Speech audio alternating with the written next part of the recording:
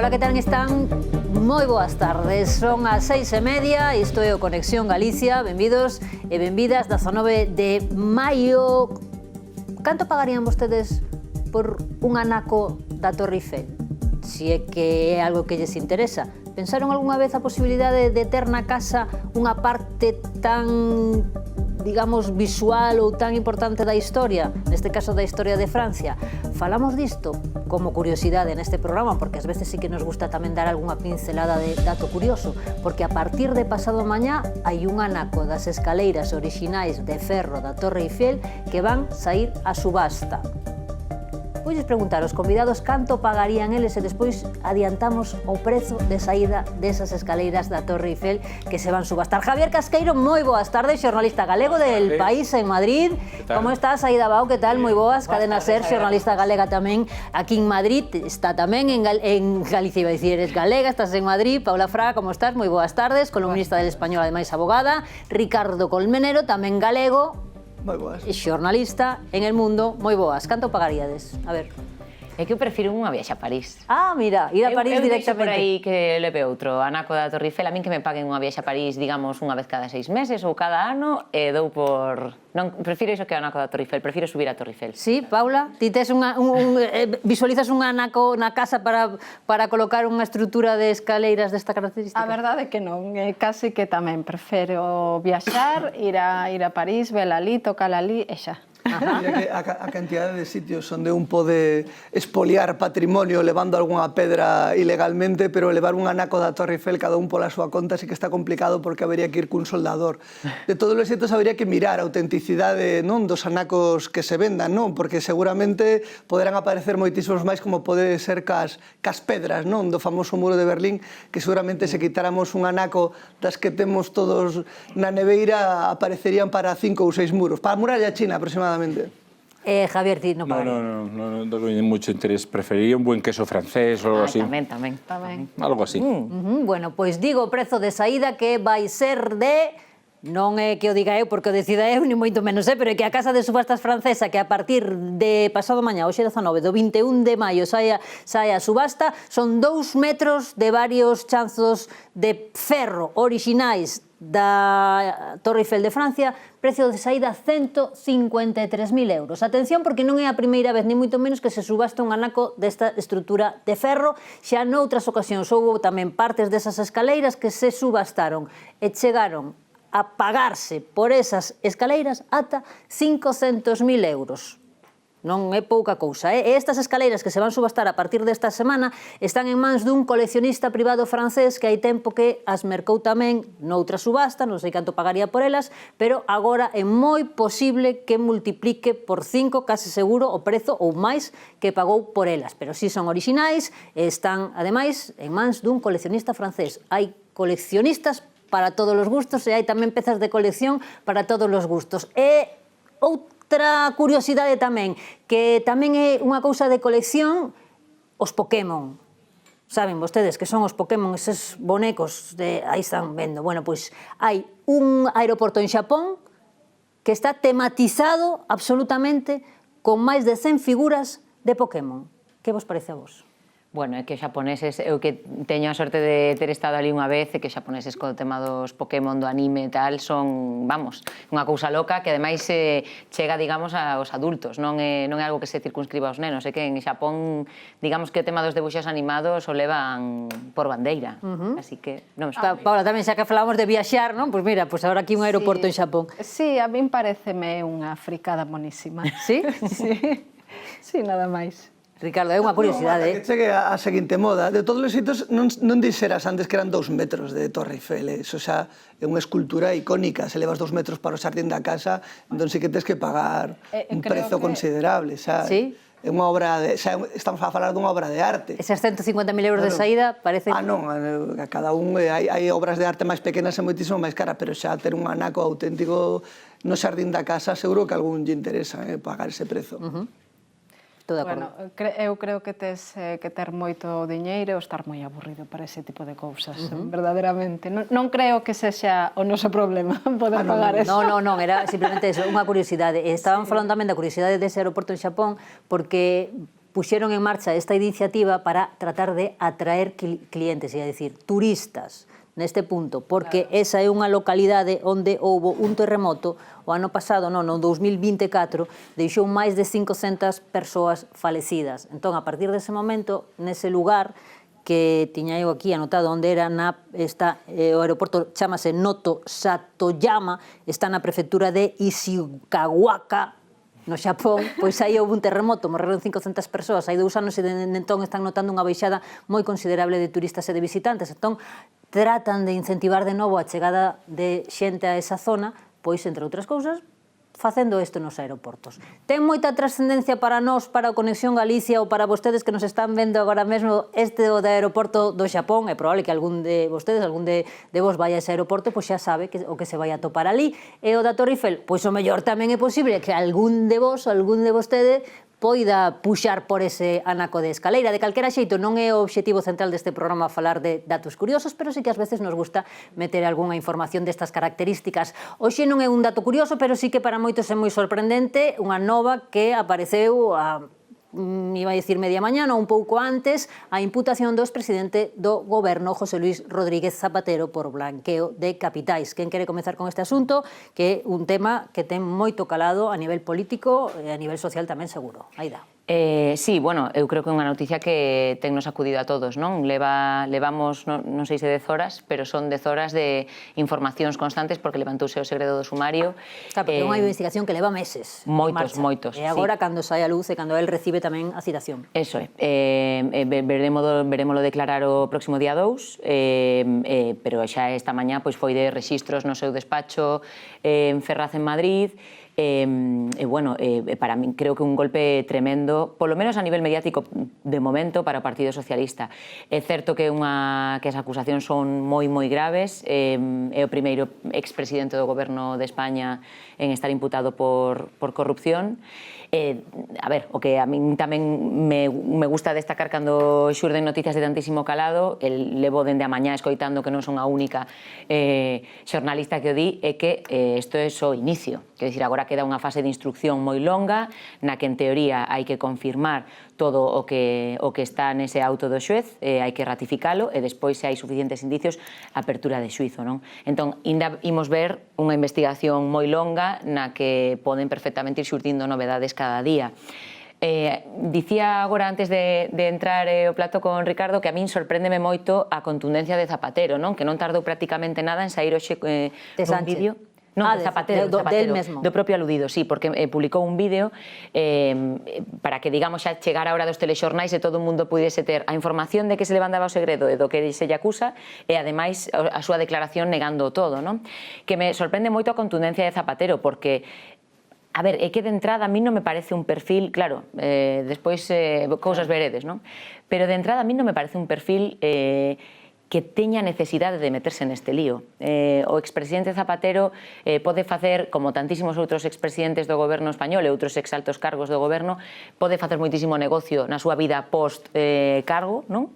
E creo que é absolutamente innecesario, sobre todo porque os pagos dos que se falan sí que diñeiro, pois €500.000 por un lado, 600.000 por outro. En total estarían falando da posibilidade de que cobrara comisións ilegalmente en torno aos 2 millóns de euros. En torno a 2 millóns.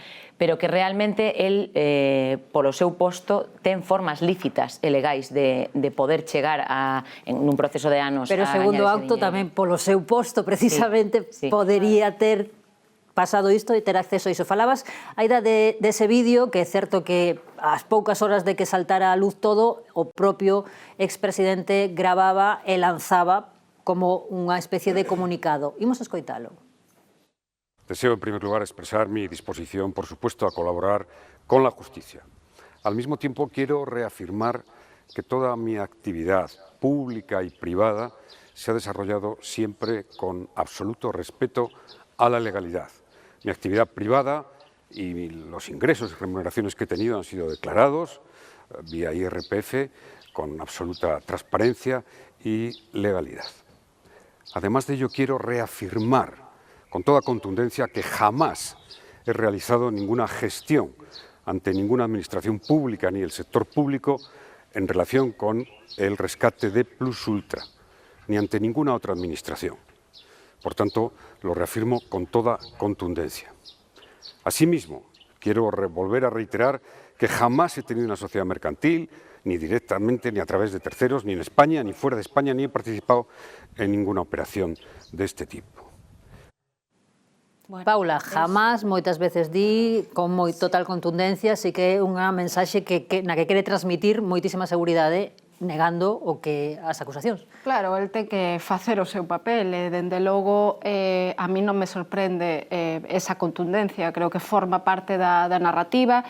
Xa estamos empezando a ver cales van a ser as narrativas para tratar de defender a Zapatero, non? Estamos vendo xa reaccións de máis altos representantes do PSOE falando de o que queira que faga, e unha serie de expresións acusando a xustiza de lofer por simplemente facer o seu traballo, non? Entonces, convén que respetemos a institucións, que respetemos a xustiza, que faga o seu traballo, e xa veremos, porque, como decía a compañeira, por suposto, agora vamos a ver unha instrucción longa, pero non se nos pode olvidar que isto non ven de manos limpias. O pseudosindicato, organización que están dicindo para tratar de esculpar a Zapatero, que lo fera a través deste tipo de asociacións, isto parte, e non ademais como acusación, e que ademais impulsa esta investigación a Fiscalía Anticorrupción, e que hai un informe de UDEF que fala de contas en Suiza, que fala de todo este tipo de cousas. Entonces, eu entendo esa contundencia, está a defender a súa postura, pero, en todo caso, o que terá que facer dende logo desde a instrucción, ver se esos indicios son suficientes para logo chegar ao xuizo, non? Pero, en todo caso, non só está imputado, investigado, mellor dito, neste momento investigado por blanqueo de capitais, sino tamén por tráfico de influencias, falsedade documental e pertenencia a unha organización criminal. E reitero, con informes, co impulso da Fiscalía Anticorrupción e con informes da UDEF. Entonces, deixémolos traballar, veremos que pasa, pero para min o dramático tamén é como coloca isto o PSOE e a causa socialista en xeral, non? O sea, realmente ponnos moi difícil a xente de esquerdas defender a causa socialista con estos representantes, porque Zapatero puxéronno como adalide do progresismo, do socialismo. Estivo nesta última campaña das andaluzas falándonos dos impostos, da recaudación, sempre con unhas moralinas que agora sabemos falsarias, ou creo que vamos a saber a través desta instrucción que sabemos que serán falsarias, mentras supostamente estaba a facer todo isto. Casqueiro. A ver, yo creo que aquí de entrada, luego habrá más cosas por ahí, tres planos, ¿no? El judicial, lo han dicho las compañeras, es así. Estamos hablando de una instrucción que viene desde hace meses, que arranca en el extranjero, que luego además la retoma aquí la Fiscalía Anticorrupción, la UDEF, que se han pedido, bueno, todo tipo de informes, que el juez es un juez además nada mediático, nada populista, nada demagogo, el juez un juez bastante...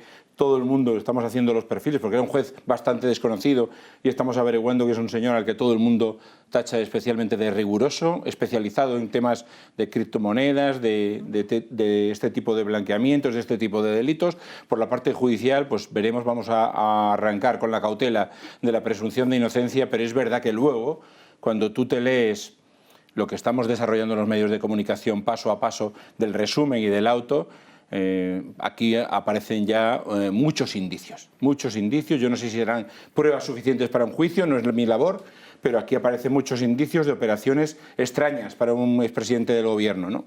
Luego, la parte personal, yo te digo que me sorprende, porque claro, le he tratado muchísimo Hace poco le hicimos una entrevista en los desayunos del Ateneo, que organizamos un grupo de periodistas en Madrid, y él volvía a ratificarnos lo que acabamos de escuchar ahí.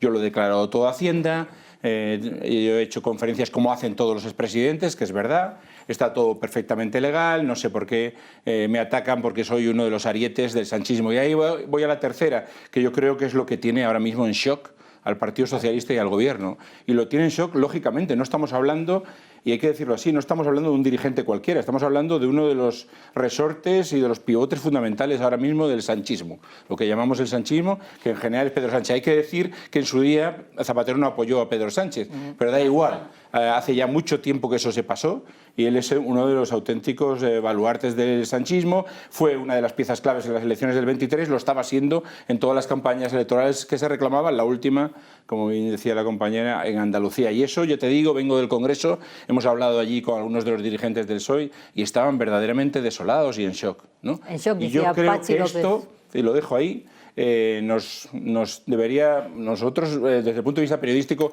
estaban planteándole a algunos dirigentes del PSOE, compañeros bastante sensatos en el Congreso de muchos años, de que hay una sensación de, es más que hastío, más que hartazgo, más que pesimismo, hay una sensación de tristeza general. En el Congreso es lo que yo he visto esta mañana. No Partido Socialista. En el Partido Socialista y en general, como diciendo, porque esto hace daño a algo más que el Partido Socialista y al Gobierno, sin ninguna duda. Eso no hay que ocultarlo para nada. Pero yo creo que hace daño en general. Estamos hablando de una figura de un expresidente del Gobierno imputado en la Audiencia Nacional y con muchísimos indicios sobre la mesa. Y yo creo que esto hace daño en general a todo lo que es la democracia, pero desde luego, pues, sin ninguna duda, al PSOE y al Gobierno de Pedro Sánchez. Ricardo, concordas con esa lectura de expansión do dano máis aló do partido e do Gobierno? Yo creo que como ciudadanos hoy ninguno, ni siquiera la gente más de derechas, debería estar contenta. Yo creo que esto es un drama para la democracia. Es que está cayendo, está imputado por corrupción un expresidente del Gobierno. Es decir, nunca habíamos llegado tan arriba. Entonces lo que sucede es que uno tiene la sensación ya de que cuando va a unas elecciones, hay unas elecciones y va a votar ya poco menos que... Ti crees, por exemplo, no vídeo que acabamos de ver do expresidente, pensas que está sendo sinceiro ou mellor... Bueno, lo que le noté es agobiado, por lo menos se le notaba el pecho hinchado, la respiración de alguien como si hubiera hecho ejercicio. No era una respiración normal, o habéis puesto el audio muy alto porque lo había oído antes y ahora me he dado cuenta de que el hombre respiraba con cierta angustia, ¿no? Pero no puedo llegar a decir eso porque no tengo ni idea. Evidentemente no se le veía tranquilo a la hora de hacer una declaración que además estaba... probablemente se ha perdido de memoria las 5 frases que tuvo que decir. Pero sí que creo que es una decepción como ciudadanos en el sentido de que ahora vas a las elecciones y ya poco menos que al entregar tu voto, que poco menos que estás siendo cómplice de un delito porque estás dándole una responsabilidad a alguien que tarde o temprano te va a decepcionar por un caso de corrupción. Y esto es un drama. Es decir, que haya llegado a estos niveles. Zapatero no es un ciudadano normal, como Pedro Sánchez no es un ciudadano normal, en el sentido de cómo manejan la información. Quiero decir, este es un caso muy antiguo. En la Moncloa y en Presidencia hay 600 asesores. Esta gente maneja mucha más información que nosotros. Claro, estamos de acuerdo en que Zapatero non é Ábalos, ni moitísimo menos. Bueno, pero también es una persona que maneja muchísima información, pero en el sentido de que todo el mundo ya sabría lo que estaba pasando. Cuando llega a los medios de comunicación una información en el año 2024, esto ya llega tarde. Esto ya lleva saliendo, ya se sabe lo que estaba haciendo. Y Zapatero en este caso, a mí lo que me falla, como en los crímenes, me falla el móvil. Quiero decir, no me parece cantidad suficiente.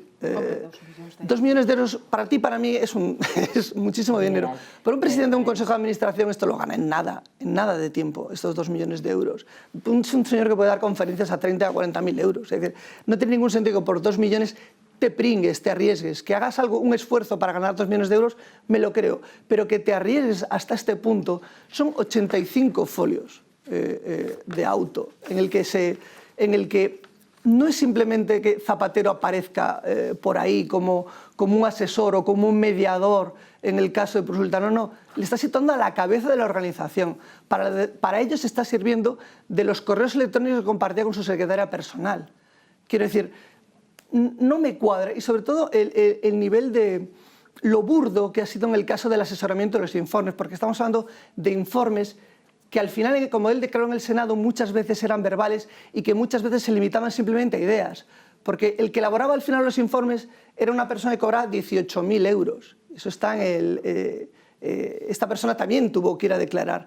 Y la empresa de las hijas, porque es 1,5 millones para él, entre comillas, para este tipo de sociedades por asesoramiento, y 400.000 por un tema de marketing. Cuando vas a la letra pequeña de lo de las hijas, se limitaba al maquetado de esos informes que ni siquiera hacía él. Que me parece todo de un nivel de cutrerío. Claro, venimos de Ábalos y el nivel de cutrerío ya lo tenemos muy superado en este país, pero es un nivel de cutrerío que no me cuadra en absoluto con alguien que ha sido presidente del gobierno, que puede sacar esas cantidades haciendo otras muchísimas cosas. Y es lo que me falla. Es decir, al margen de la decepción, me parece que no acabo de entenderlo, que haya llegado a ese punto. Que le hayan pillado por aí, non lo entendo. Sobre todo porque, a ver, hai unha cousa que eu creo que é importante que destaquemos todo o tempo, Hoxe levántase o segredo do sumario, pero aquí non hai ninguén condeado todavía. Quero dicir, que estamos xa a falar de... claro, estaba falando de impostos e agora o que sabemos é que están investigando. Sí, pero que non temos a ninguén condeado, que estamos nun estado democrático. A xente culpable cando se lle declara culpable no xulgado. Porque, por exemplo, Begoña Gómez, levamos ano e medio esperando a vela condeada. Begoña Gómez é o demonio. De momento non está condeada. Entón, eu coincido con toda a mesa en que hai moito indicio, a min non me gusta o que leo, pero, bueno, hai que destacar que agora empeza unha investigación xudicial, bueno, continúa, mellor dito, non? Continúa unha investigación e a partir de aí veremos como remata. Digo porque estaba acordándome, non ten que ver, pero digo que hai moitos casos judiciais en España que comenzaron así, que ocuparon grandes titulares e que despois, cando quedaron en nada, non ocuparon titulares. Estou acordándome da cantidad de causas que hubo en torno a Podemos, por exemplo. Despois arquiváronse, pero daba igual, porque o dano político naquel momento se lle fixo, non? Con isto non estou quitándolle gravidade o de Zapatero, O que digo é que todavía estamos nun momento moi incipiente, ainda queda moitísimo por ver. E a min o que me xera tamén políticamente unha crítica é que, dependendo de quen sexa a persoa investigada, é que un culpable, un corrupto, fíxate, estaba robándonos, pero cando lle pasa o de enfrente, bueno, respetamos a presunción de inocencia. A presunción de inocencia hai que respetala para todos, non? En este caso tamén para él. Despois, efectivamente, a nivel político, pois xa vai haber unha pena de telediario monumental, e ademais eu coincido en que, incluso a pesar da gravidade que é enorme do tema Ábalos Coldo Santos Cerdán, a nivel político eu creo que Zapatero é un tótem. Claro, que eu refería antes, decía, Zapatero non é Ábalos, non? Claro. Era outra cousa, era un exemplo... A ferida que vai facer no partido isto, inda que todavía non haxa conclusións definitivas, nin haxa xuizo, nin nada, vai ser enorme.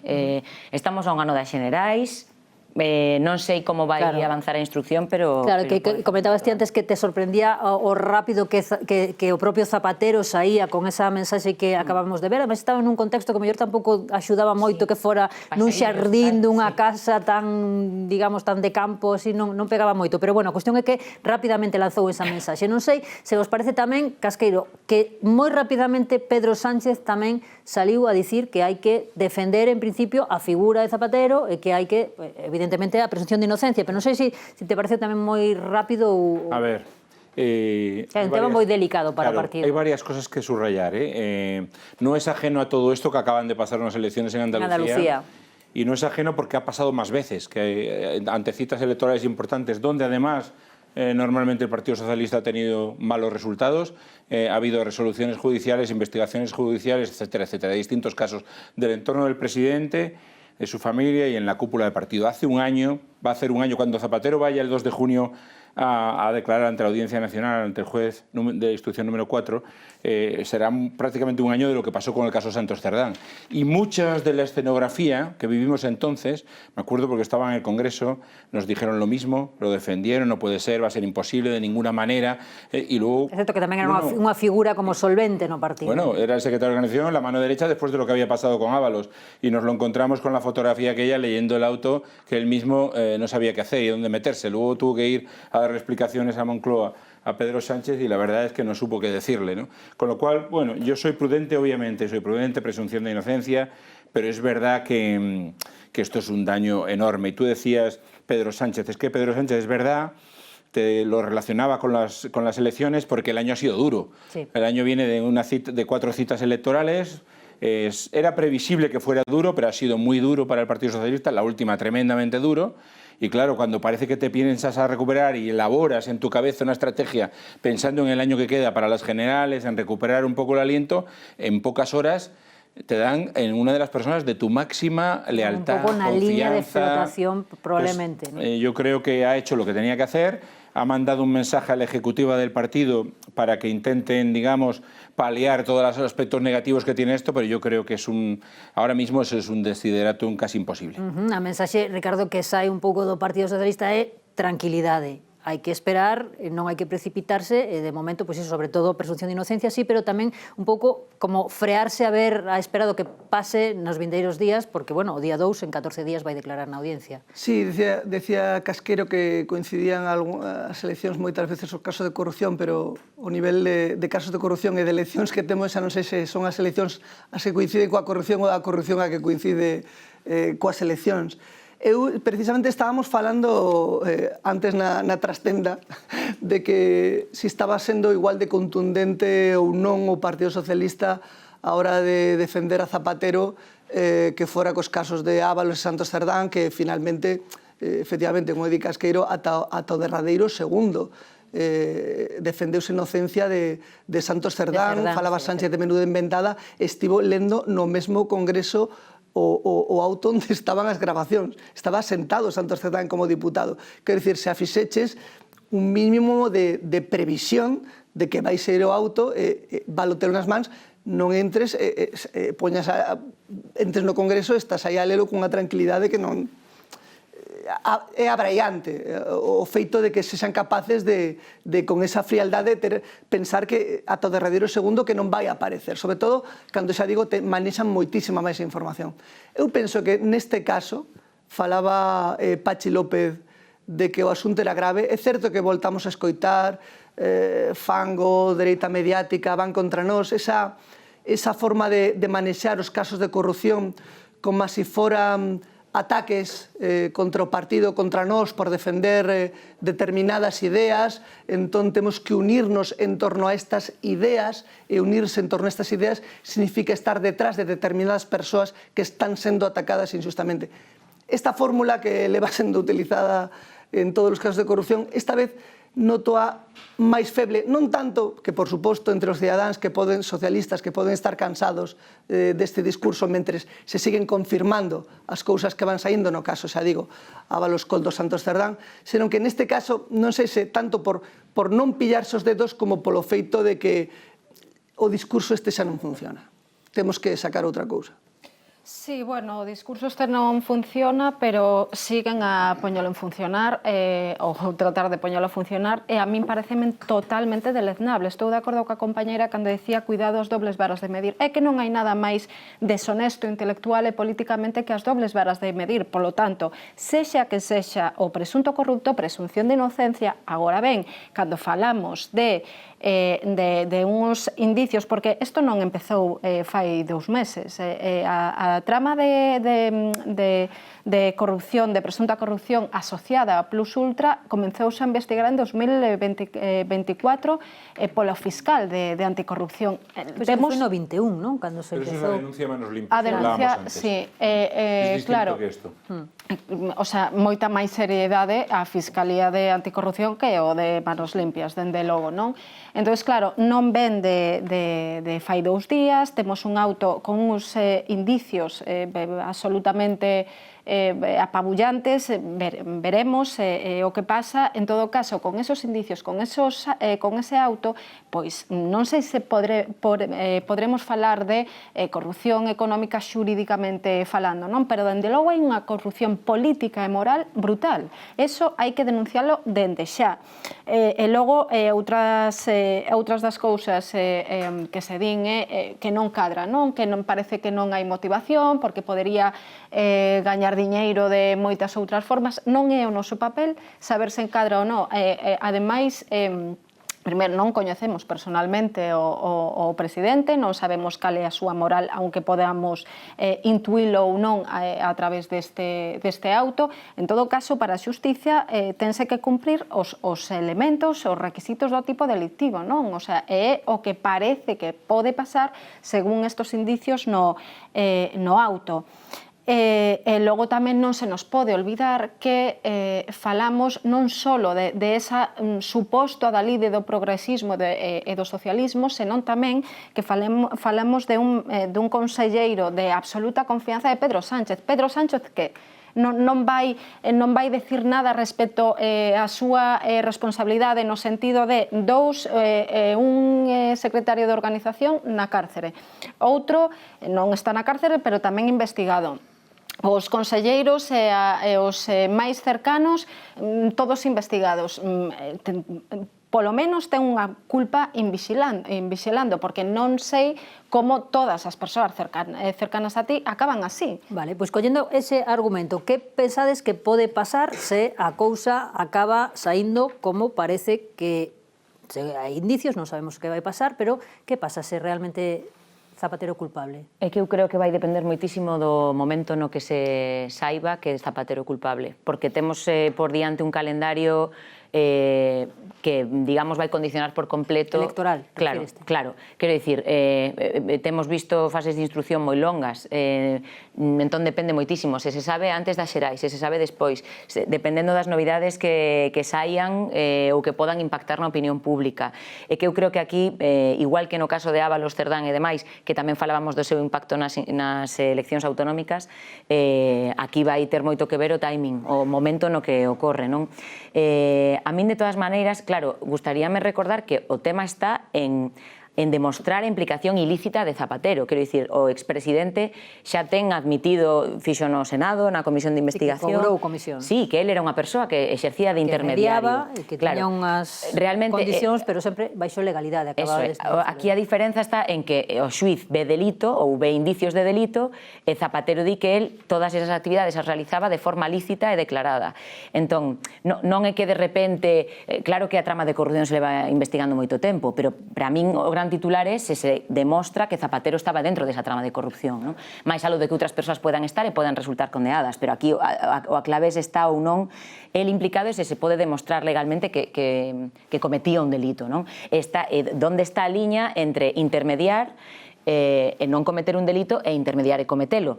Que isto lévanos a outro debate interesantísimo que se abre por momentos e se volve a pechar en España, que é regular o lobismo, porque o lobismo no noso país é algo que está admitido que non é un delito e que poden levar a cabo tantísimos exaltos cargos, o que dicía antes Ricardo, non? Pois que a xente por ocupar un determinado cargo de responsabilidade despois ten unha rede de contactos que non desaparece. De acceso a determinadas persoas, a determinados momentos, a determinada información tamén que é un pouco clara o que está pasando con Zapatero.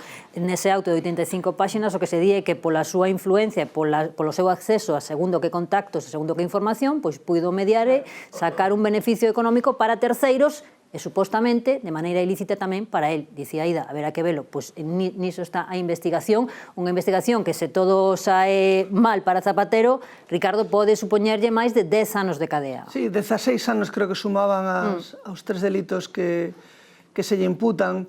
Sí, non é que estea dentro ou fora da trama, é que directamente o auto é moi contundente no sentido de que debe ter moi boas probas para dicir que era o líder da trama. É dicir, entón, claro, podes facer... Intermediación, é que entón, sabes o que che digo? Intermediar, é que intermediar pode ser un delito, evidentemente, ou pode non selo. Despois hai que demostrar como intermediaba, porque ele teña unha conversa con alguén... Sí, pero, claro, non é a intermediación, claro, é que son tres delitos, é que, claro, logo temos... Sí, pero todo parte de aí. Ele era líder dunha trama de intermediación, non era exactamente como dicía. Sí, pero, claro, si realmente nas conversas estamos supoñendo, porque é a única fonte da que pode sair, da secretaria, que foi el o que deu as instruccións para crear esa sociedade, para sacar os fundos a Dubai, claro, a intermediación entón queda un pouco en segundo plano, aínda que, como dicía, a intermediación era de broma, aínda que no Senado el defendera, mira, facía asesoramento verbal ou este tipo de cousas, aínda que os informes facía aquela outra persoa por 18.000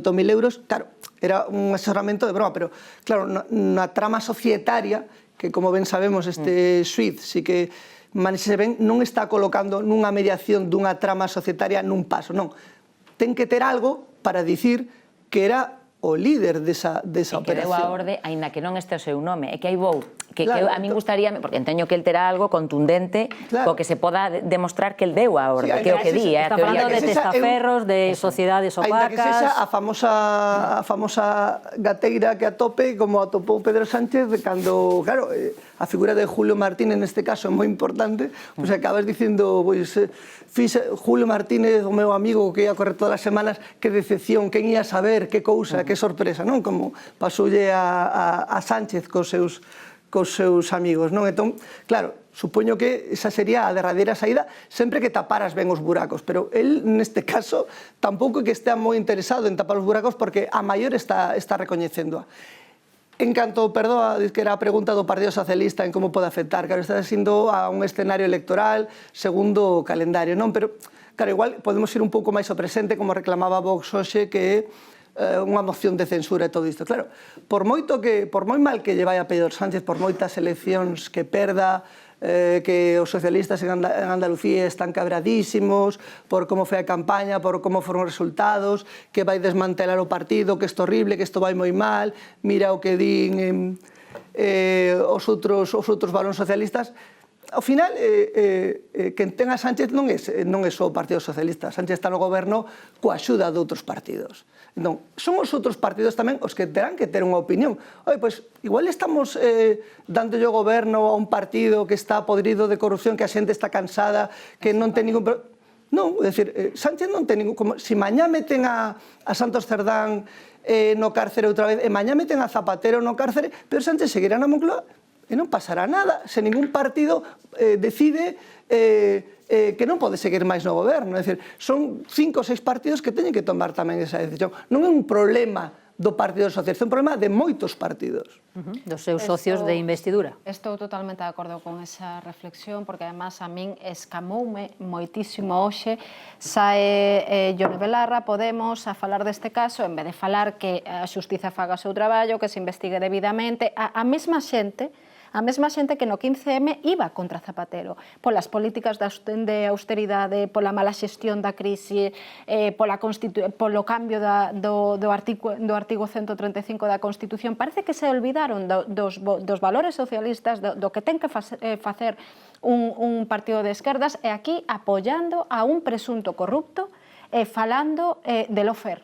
Ese foi a mensaxe de Podemos, non? Entonces, como cidadáns, temos que exixir moitísimo máis os partidos políticos e que se isto finalmente acaba nunha condea, que non pase, o que decía el, non? Que aquí non pase nada, siga Pedro Sánchez sen ningún tipo de problema, porque además non é só Zapatero, estamos obviando todos os casos de corrupción que hai agora no PSOE, e que realmente o PSOE presuntamente está operando como unha organización criminal.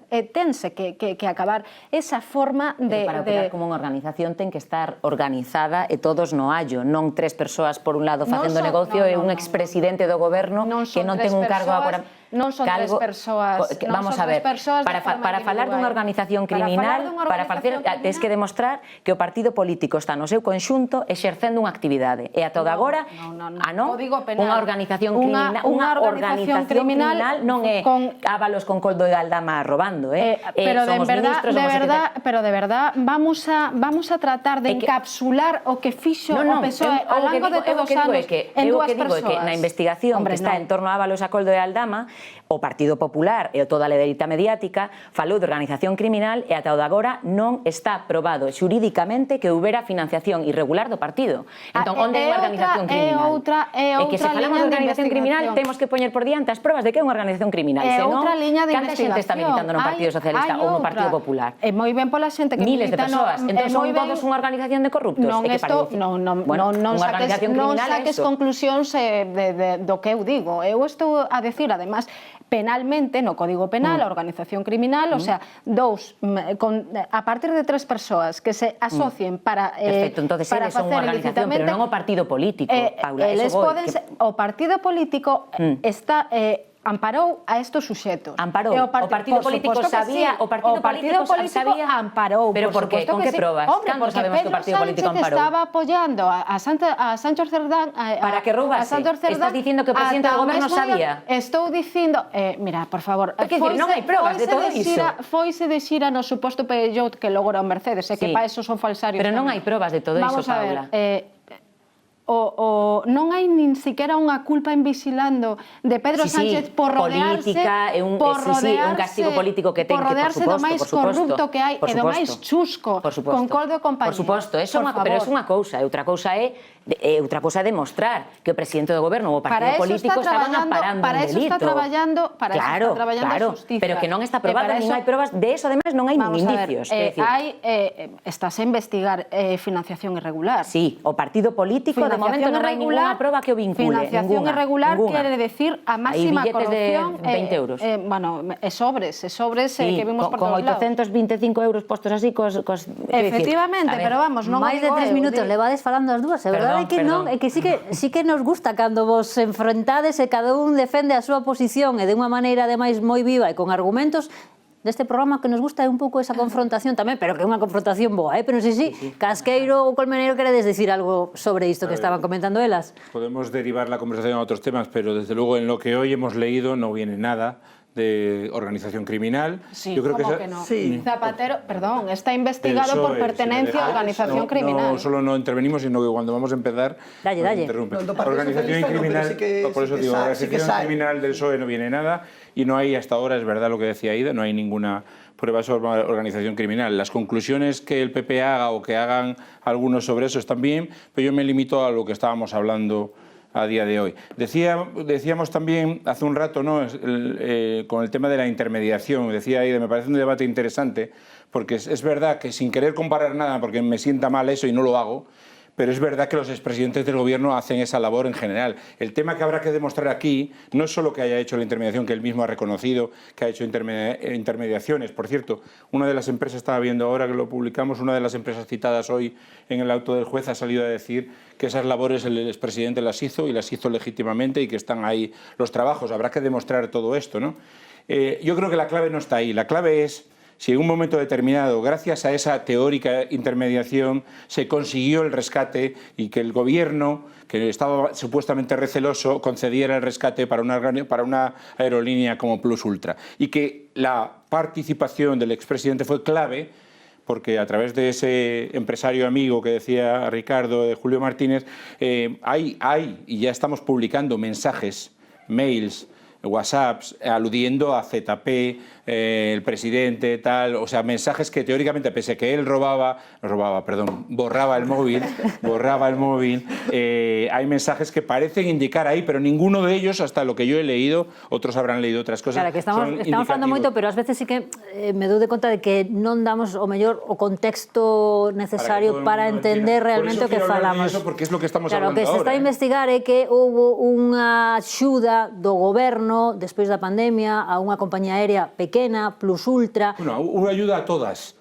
Neste caso, a que se está investigando... En España e fuera de España. Foron 53 millóns de euros dunha axuda do goberno na que se está investigando presuntamente ou Zapatero podería ter usado parte deses cartos o mellor para branquear ou que nesa operación non todo sería lícito. Dicimos, estáse a investigando, Ricardo. Sí, aparte era, claro, non forma parte do asunto, pero sí era curiosa a situación de Plus Ultra en cuanto ao tamaño que tiña, a axuda que recibiu e as persoas que estaban detrás, non digamos que sean empresarios especialmente pulcros nas súas actividades, entón sí que é verdade que non se estaba relacionando quizás coas persoas adecuadas. Pero sí que no caso desa claro, nos próximos días, efectivamente, se está desfalando de que se están publicando xa primeiros WhatsApps e conversacións. Claro, ahora hai que mirar esa letra pequena que efectivamente mirou o xuiz para chegar á conclusión de que non só formaba parte da organización, senón que Zapatero lideraba esas operacións, o cual a min sorprende moito, pero claro, non tiven oportunidade de ler os WhatsApps entre Julio e Zapatero, e o resto da trama quizáis non, pero ordes directas a secretaria que tiña Zapatero a través de mails e deixar testemunha nun correo electrónico de unha ilegalidade sorprendeme moitísimo. Pero algo ten que haber para escribir 85 folios e dicir que Zapatero estaba na cima desa organización criminal. Bueno, pois en 14 días, o 2 de xuño, martes, que ademais coincide con que hai conexión Galicia, polo tanto contarémoslo e trataremos de darlle contexto. José Luis Rodríguez Zapatero, expresidente do goberno, é o primeiro en democracia que está investigado por corrupción, sempre falamos presuntamente, pero o auto está aí, son 85 páxinas. Pois o 2 de xuño ten que prestar declaración, esa é a citación neste momento diante da Audiencia Nacional e veremos o que pasa. Estamos falando aquí moito de que hai un contexto electoral sempre polo medio e que poden pasar cousas que tamén se relacionan aí. Houbo eleccións este domingo en Andalucía, gañou o Partido Popular, pero non con maioría absoluta. Juanma Moreno Bonilla está pedindo a Vox acordos puntuais para poder gobernar. Bueno, como vedes esta situación? Quen quere falar das eleccións en Andalucía e do resultado? A ver, estas elecciones formaban parte de un plan perfectamente diseñado desde Génova en el sentido, y que tiene que ver con todo lo anterior, que es acabar con el gobierno de Pedro Sánchez. Y esto es así, el plan, algunas de las elecciones que se han producido este año, que son 4, se han anticipado unos meses para provocar derrotas y sucesivamente ir socavando el suelo electoral del PSOE, el ánimo del PSOE, la imagen del PSOE y especialmente de su presidente. Así fue lo que pasó primero en Extremadura, luego Aragón, Castilla y León y ahora Andalucía. Y el plan era ese. Y yo creo que eso, de derrota a derrota hasta la derrota final, ha tenido algunos contrapuntos. Aparte de la estrategia ha funcionado, porque es verdad que al PSOE ha sufrido varios varapalos importantes, el de Andalucía tremendo. Estamos hablando de la comunidad más poblada de España y por lo tanto la que más diputados aporta al Congreso de los Diputados, donde el PSOE llegó a tener el 50 y tanto % del voto. Y que ata 2018 estaba o Partido Socialista en Andalucía. Llegó a ganar en el 93% de los municipios de Andalucía. En el 93% de los municipios de Andalucía llegó a ganar Manuel Chávez en algún momento. O sea, Andalucía era eso que nos decían el granero del PSOE, los gobiernos de Felipe González asentados, etc. Y fijaos dónde está ahora. Es que llegaron a tener 66 escaños y ahora han querido vender como que no era un mal resultado del todo o un pésimo resultado, 28 escaños, en fin. Con lo cual, esa era una parte de la estrategia. La otra era desembarazarse de Vox. Así de sencillo, que no se podía gobernar con Vox, los presupuestos en Extremadura los estaban parando, por lo tanto tengo que quitarme a Vox para gobernar sin Vox, gobierna con Vox y con más Vox, en Aragón lo mismo, en Castilla y León y en Andalucía, que era la joya de la corona, el gran subalterno o el gran ayudante de Feijóo para conseguir la mayoría absoluta, no tenía mayoría absoluta y la idea era repetirlo y además demostrar que se podía gobernar de otra manera, que había otra manera de hacer las cosas que no la de Ayuso en Madrid, por simplificarlo de una manera demasiado esquemática a mi gusto. Bueno, pues esa segunda vía no funcionó en ninguna de las autonomías, no ha funcionado en Andalucía y yo me temo que pese a todo esto que estamos hablando, que ya veremos a dónde va, porque es verdad que pueden cambiar las cosas mucho en los próximos meses, pero yo me temo que sigue habiendo una pulsión fuera de la M30 en España, y estoy hablando de lo que pasa con Compromís en Comunidad Valenciana, de lo que pasa con Esquerra, Junts, PSC en Cataluña, de lo que pasa en País Vasco de manera generalizada, de lo que pasa en muchos sitios de España, que no es la visión madrileña de la política y de las cosas, y que a lo mejor alguno se vuelve a llevar un disgusto en las elecciones del año que viene. Ricardo, estamos falando da selección de Andalucía do Partido Popular e tamén, importantísimo, Adelante Andalucía, que sacou un resultado...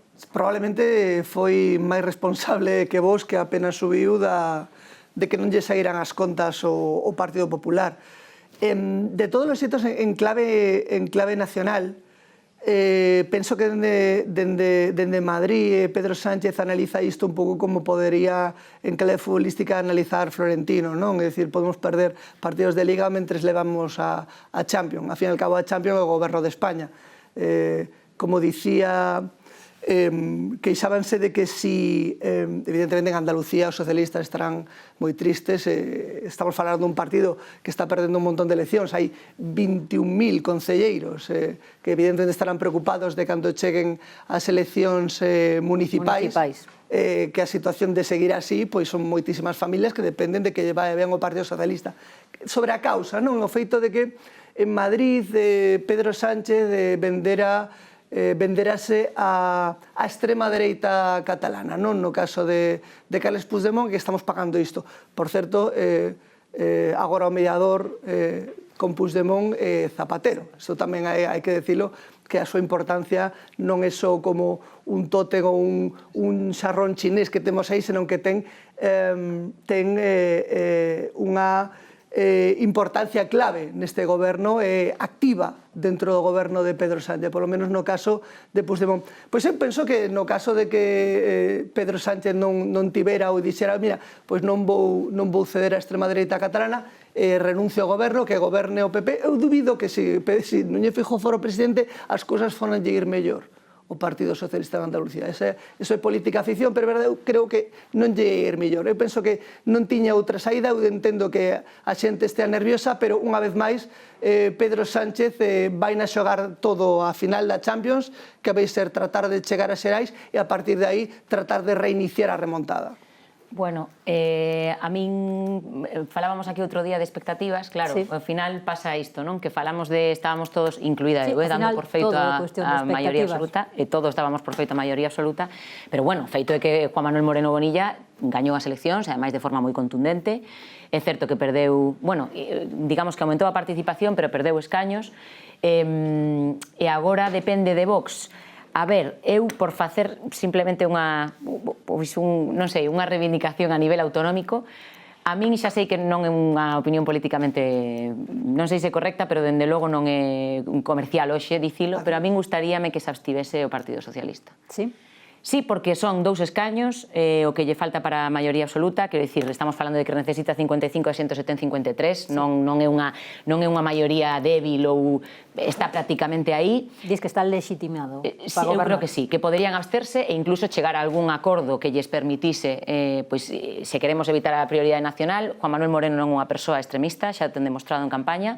Eu creo que o Partido Socialista podería facelo. Xa sei que non vai ocurrir, porque agora mesmo que estratégicamente lle compensa tamén a nivel nacional é amosar a dependencia de Vox. Pero eu penso, mira Portugal.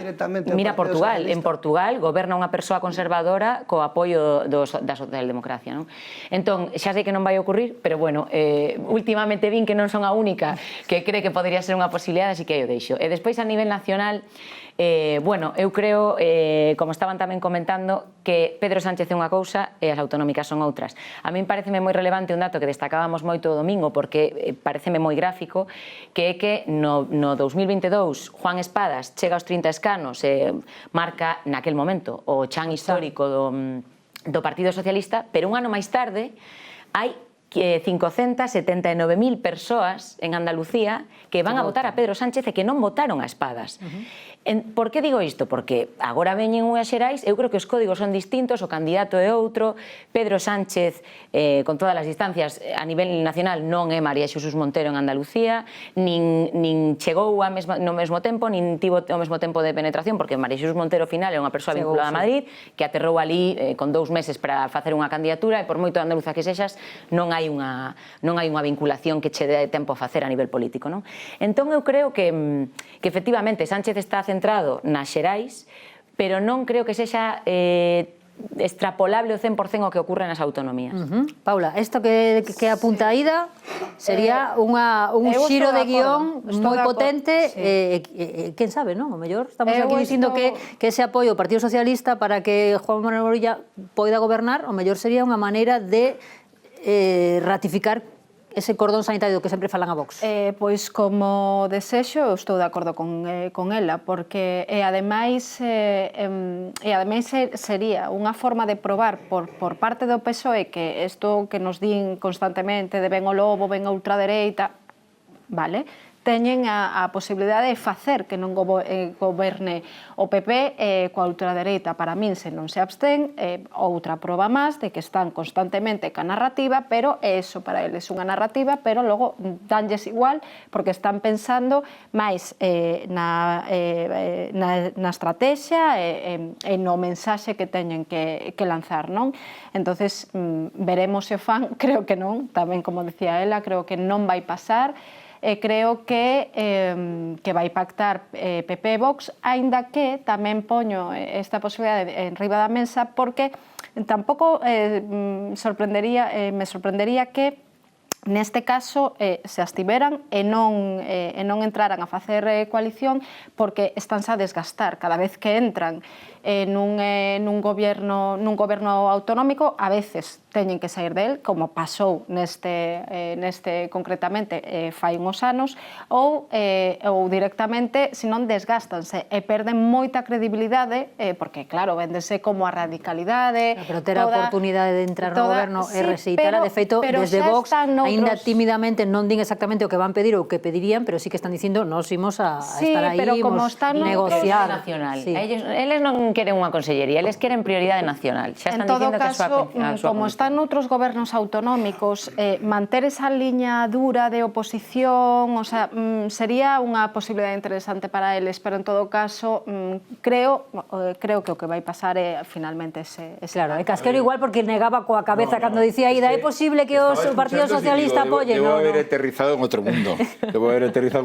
Porque a ver, por qué dir Casquero? No, pero voy a deciros por qué. O sea, acabamos de decirlo, he oído aquí en esta mesa, pero es que vengo del Congreso de escucharlo, que este es un gobierno y un partido que es una organización criminal, que es el gobierno más corrupto de la historia, y es ese gobierno y ese partido más corrupto de la historia el que te va a facilitar que gobiernes tú en Andalucía. Y dos, ¿en qué lugar, si para evitar que Vox gobierne contigo en Andalucía, haces esto, recurres al gobierno más corrupto y más ladrón de la historia, el presidente peor que hayas nacido jamás?